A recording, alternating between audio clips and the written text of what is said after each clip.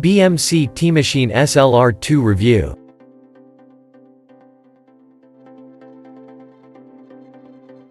But before we start, please support us by pressing the like and subscribe buttons, so that we can continue to provide information about car and motorcycle news.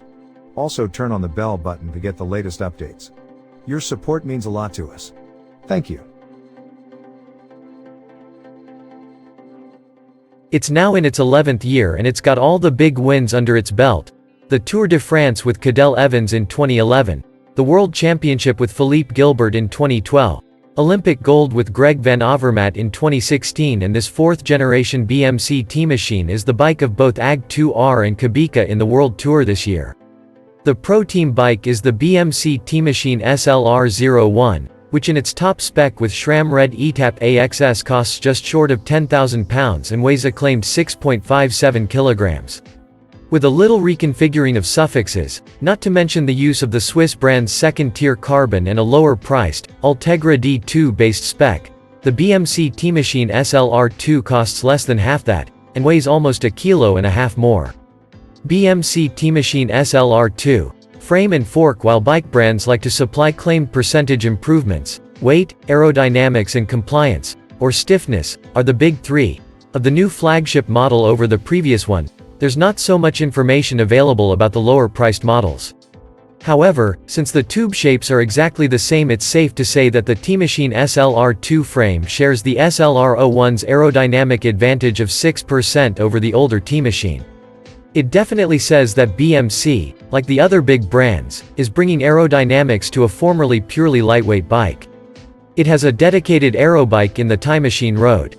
It has to be said that the BMC Teammachine's distinctly angular frame doesn't look the most aerodynamic, especially compared to the smoother, curvier Specialized Tarmac, Scott Addict and newly smooth Giant TCR, which we tested at the same time. But there are some neat little watt-saving details, such as the stealth dropouts, in which the captive end of the dropout is closed off, the use of proprietary bottle cages, Ag2r, and a redesigned fork. The flagship model of the BMC Teammachine had its stiffness dial turned up in the 2021 iteration, by a reported 20%, and the two version shares the same shapes, albeit with a slightly lower grade carbon. Like the majority of carbon frames, with the exception of the Specialized Tarmac SL7 on this test, which has reverted to the arguably more reliable threaded bottom bracket system, it uses the PF86 pressfit standard, which ran creak-free for the test period. The latest Teammachine is disc brake only, like the Specialized Tarmac SL7 and the Scott Addict RC, with the Giant TCR Advance the only bike in our test still available with rim brakes. The advantage of discs is of course that clearance can generally be improved, and there's enough here for 30mm tires, although the Teammachine 2 comes with 25 Vittoria Rubinos as stock. As for the frame's cable routing, there's nothing fancy going on. The SLR02 gets a surprisingly standard bar and stem, with cables running into the left-hand side of the head tube, as with the Giant. The junction box is sited on the down tube rather than in the bar end, which is neither an advantage nor a disadvantage, but it's nice to have it where you can see it easily, especially if you want to do a battery check or change shift modes, for example.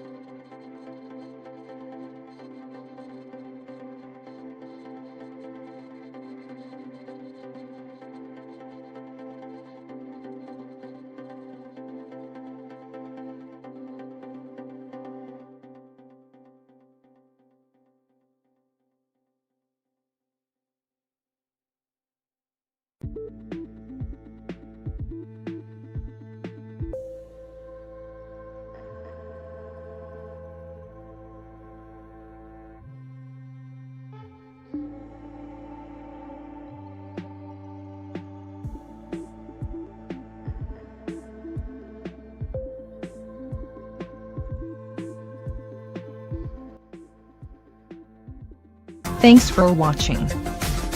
Drop a like, leave a comment, And don't forget to subscribe to watch more videos like this.